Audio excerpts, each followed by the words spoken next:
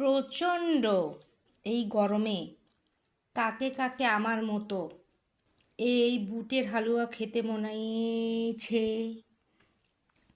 এই বুটের হালুয়া কাকে কাকে খাইতে মনাইছে আমি জানি না যে কাকে কাকে খাইতে মনাইছে এত গরমে, কিন্তু আমাকে প্রচুর খেতে ইচ্ছা করছিল, প্রচুর প্রচুর প্রচুর, যার কারণে আমি বুটটাকে ভিজিয়ে রাখার সময় পাইনি। ভিজাবার সঙ্গেই মনে করেন আধা ঘন্টা হয়নি আমি সিদ্ধ করে ফেলেছি।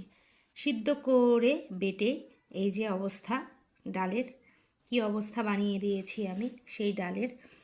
আর হচ্ছে এই যে অবস্থা, এখনও গরম আছে, ভালো মতো ঠান্ডা হয়নি।